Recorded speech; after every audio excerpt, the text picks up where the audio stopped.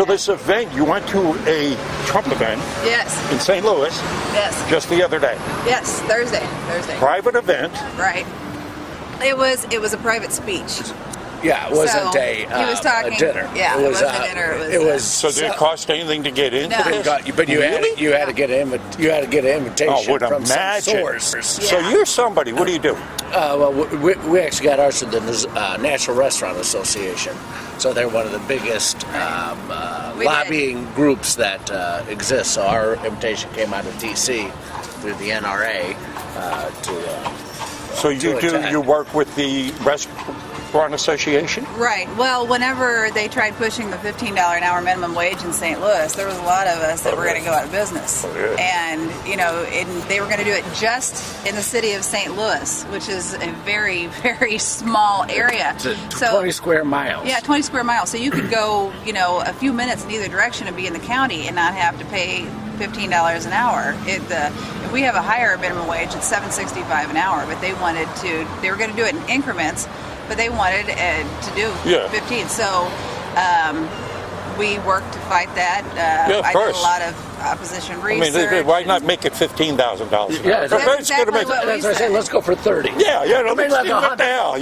Why would? I'll be bankrupt anyway. It's all free anyway. Well, then they, some places like Kansas City are wanting to put it to a vote of the people. Well, that's like saying, hey, we're going to let you have would you like for us to vote you a wage increase? Well, of course, people who especially don't understand economics are going to be like, heck yeah. So they're going to. So we spent about 2.5 years fighting it. We were the only city that was successfully able to fight it. Really? Yes. Defeat it. We had a sue, and then our Supreme Court overturned it, which is liberal. Yeah. But then our House and our Senate in Missouri are right-wing, more Republicans than are not. So they overturned it, which they can't even overturn it. They didn't have a stake in that game really to do it, but they did it. But then we had to take it through the House, we had to take it through the Senate. We defeated it on the last day in the Senate and put it to a kibosh. But we're the only. So we got different states calling us and saying, "How did you do that? Can you come and show us? Because we got people breathing down our back, and we don't know anyone who's." Is that what you're doing now? We're going to do go around and no. We just put a couple more inches on our gate, and we just shut it. and we as we tell our folks from the NRA and the Emirate City, so we don't want to be in politics. We just want to be left alone. We've been saying that for 2.5 years. We've been saying that for 2.5 years, but now we're getting called up to the House and to the Senate and trying to and help out with some of those issues. And I keep telling them, do you remember what I told you? We're out. But it's so hard to find people that actually start putting words into action. You actually put, the action into the words, right? Well, yeah. So few business owners in St. Louis even know that's that why it's coming. you made the mistake of pegging yourself as leaders. You know that. I know. You're hooked at. That's it. Life is ruined from here on out. Well, at one point we got to. It was towards the end of the summer, and I said, "You realize so far every vacation day I've taken this year has been spent going to Jeff City and either testifying or taking Unfortunately, people to once you testify. start on this path of trying to make things right, it's like It's tough to stop. it's just taking the taking the red pill. You can't stop. Oh, geez, not that. Oh, I got to do that now. Okay, because it never stops. These guys are continually trying to. They don't have anything better to do with their time than come up with more ways of soaking the American public, and it never stops. We have this group of millennials. They're not even really liberals. They're progressive. They're anarchists, is what they are. But they've essentially. Well, I'd like it if they were anarchists. That's what at least they'd be individually thinking. They're not individually thinking. No, it's all groupthink, and there was some high dollar funding behind them. There were some Soros organizations that were funding them, and all of our aldermen. I mean, it used to be if you were a St. Louis alderman, essentially you had about as much power as the dog catcher, and so they came in and they were essentially coaching them on how to put through this legislation at the Board of Aldermen level that was affecting entire regions. And I mean, they did this attack on every liberal city throughout the United States and out on the West Coast. I mean, they have destroyed Seattle and Los Angeles. And I mean, nobody wants to talk about. Yeah. All the businesses. San Francisco with the cost of living there. St. Louis is one of the least expensive places to live in the country. Yeah. $15 an hour just doesn't even make any sense. Yeah. Right. If I'm not mistaken, the last time I checked or have known, they pay the wait staff here, and I think this has been this way for a long time. Maybe you know better than I, because it's been a while since I've asked. It's $2 and a penny an hour. I think that there's something like that. Yeah, they pay them here, and then everything else is tips. Right. So they get hit bad because that hasn't gone up at all. Sure. Right. Yeah, the tipped wage was kind of the real fight, because what places were going to do is they were going to say across the board, no tips. We're having to pay everybody $15 an hour, raise the prices of everything. But you're getting 20% off because we no longer accept tips. Right. So they had to take from Peter to give to Paul to keep the restaurants on. That's what a lot of them did up and I don't. To me, I don't know. I look at this just flashing on this issue. I'd say, all right. Let's just get rid of the tip thing. This is what it's going to cost. Yep. Yeah. Individually, if I get some extra service from somebody, and I, as an individual, feel like I want to, on my own, go beyond, that's my prerogative. But, to have, to be obligated to pay someone 20%, let's say, that gave me crap service, I think I would be an offense. Well, that's just like the $15 minimum wage. You got an exceptional employee, you pay him that. But we all know what's wrong with the whole minimum wage thing. Right. I mean, that's just. But a lot of our people, as they say, what's terrible is these kids. They don't show up on time. They can't read clocks. They don't know how to bathe. They can't pull up their pants. They can't. Which, at first, I get an employee like that, I'd like to say, "What's your address?" and show them beat the shit out of their parents. The biggest complaint I get at when I talk to small businessmen is finding help. Yep. Oh my God. I work for the largest employer in the state of Missouri. It's a hospital. We have 15 locations. So, just at our campus alone, we employ 10,000 people. And I have 450 food and nutrition employees in my area.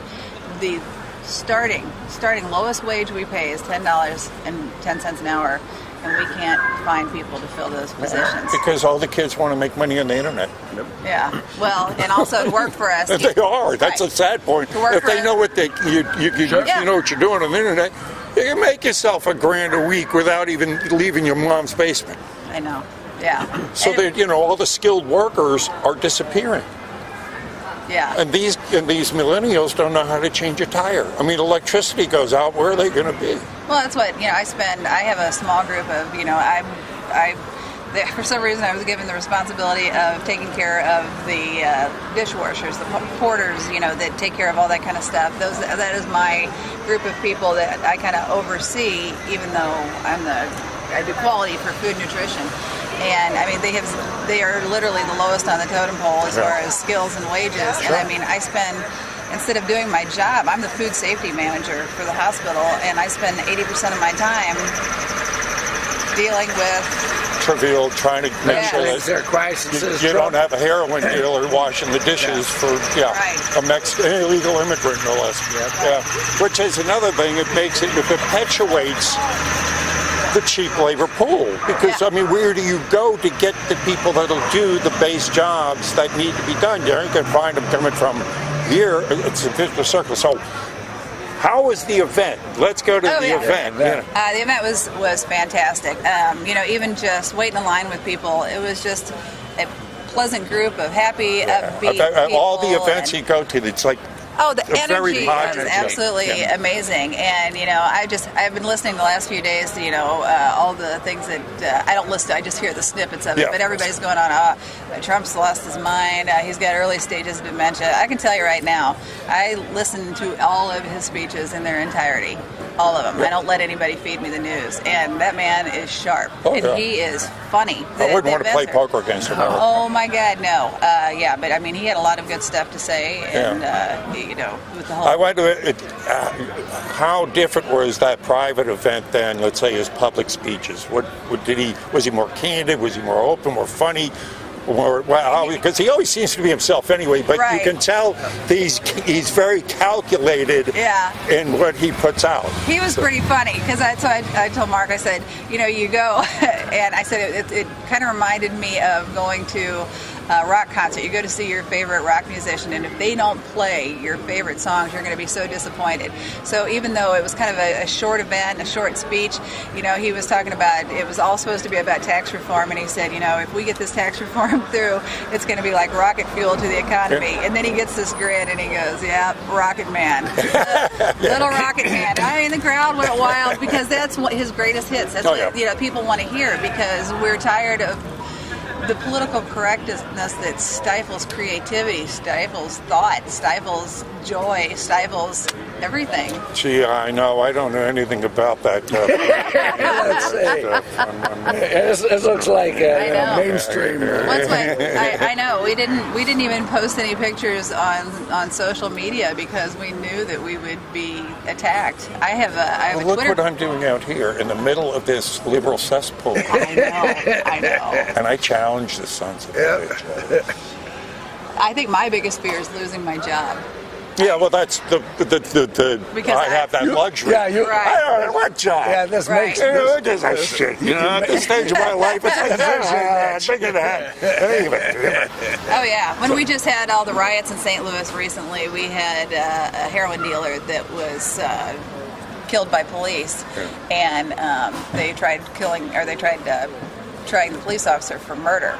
And the evidence clearly showed, in fact, he had been acquitted by the Department of Justice, and that was Obama's Department of Justice. Was anything said? Did Trump make any mention all about any coming indictments or any, you know, going on the offensive? No, I mean, this is Trump only speaking. Yeah. It's a Trump thing. There's no Q&A type deal. This is Trump. Yeah, but I thought he would at least maybe mention about coming indictments. Because one of the things that's where you can just hit on it. We should be on the offense with the amount of evidence that there is to put these people in jail. What are we listening to? Flynn is gets indicted. I understand, which has nothing to do with the original tag, which started on the fake dossier anyway that she paid for. So it's like, pull out your hair, insane. You're going, wait a second, Jeff Sessions. And Jeff Sessions is like, you know, it's like, the last time I saw him was on a milk carton. No, where the hell is this guy? I was so excited whenever Jeff Sessions was tapped to be the AG, and he has done absolutely nothing. I mean, the first thing he did was recuse himself. I just can't even believe He's done worse than nothing. It's like he's working for the opposition. Well, I think one of the biggest hypocrisies that I see right now, I saw Hillary on something the other day, and she said, this will be a banana republic. If they go after me for uranium one, that is going to be, you know, we are setting a precedent where you're going to start going after people, your political opponent. We're going after our president, our sitting president. You're bringing up exactly what is so insane about the Flynn thing. There are all things like, we tried to contact the Russians. That's his job. I know. It's not illegal, but you get so much of the mainstream media losing their mind and acting apoplectic. The only ones listening to the mainstream media, of course, are a shrinking group of morons. Yep. I know. Thank God. And now the mainstream media is shrinking itself. I mean, both are shooting them. I mean, just look what happened in the past couple of weeks. I was just say, apparently, they all got their hands in somebody's pants. I mean, they're just a bunch of moral degenerates. And let's not talk about people that do that type of stuff. Hey, my buddy here, wait a minute. Let's keep on subject. Honey, that's okay. You have my permission. Oh, okay. I forgot that makes a difference. You keep explaining that to me. Yes, I keep explaining there's a huge difference. But yeah, you know, I'm pretty unhappy with Jeff Sessions. I'm pretty unhappy with the fact that we have just overwhelming evidence of so many misdeeds that have been done, and we aren't going after anybody because we keep saying, oh, well, that's a banana republic, and that's going after. But that doesn't. So essentially, if you lose a political election, then you can pretty much get by with murder because we can't go after you because that would be again all of this. I mean, you're just as perplexed as I am and everybody else is at the fact that we are seeing blatant. I mean, lock her up was just not a campaign slogan. No, it was something we were on a revolutionary edge because these guys are getting away with things we go to jail for, and we saw where this was heading. Trump comes in and pulls us back from the abyss, but that's it. We still got 1 foot over it. Sessions should be pulling us back and then, taking these guys and pushing them off the cliff.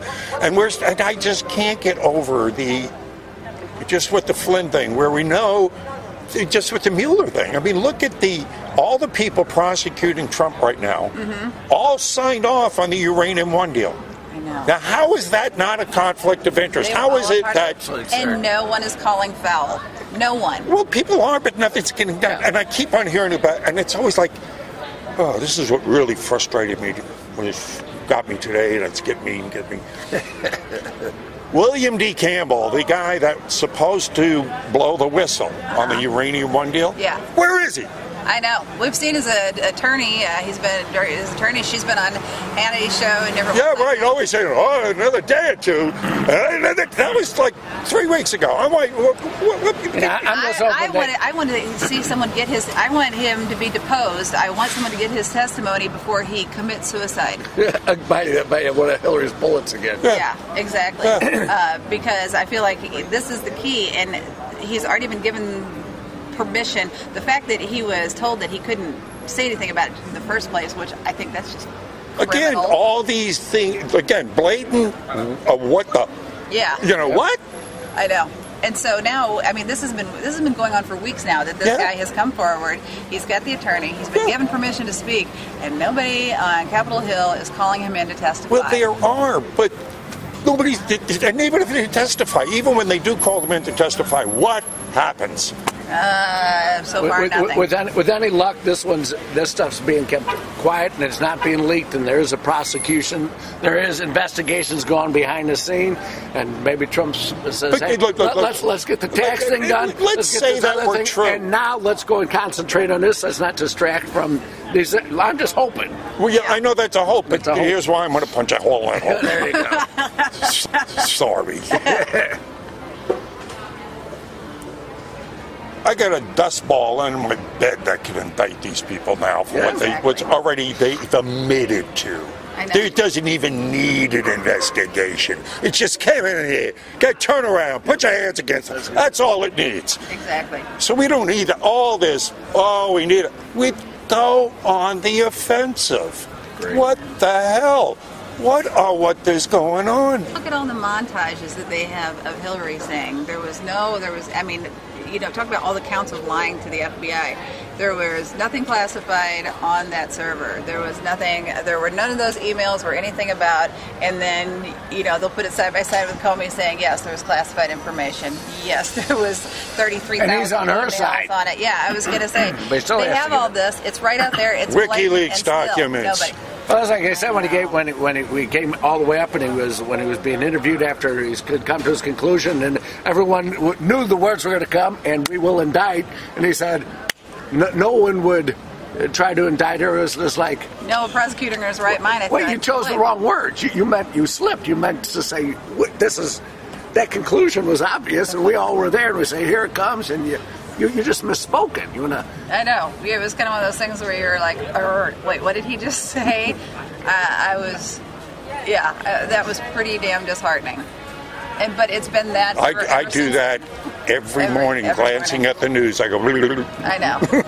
Well, you're a true American, my friend. Yeah. You got your phone for a long-arm picture? Oh yeah. Can we get a selfie with you, Dave? Oh yeah, sure. That's what I do out here.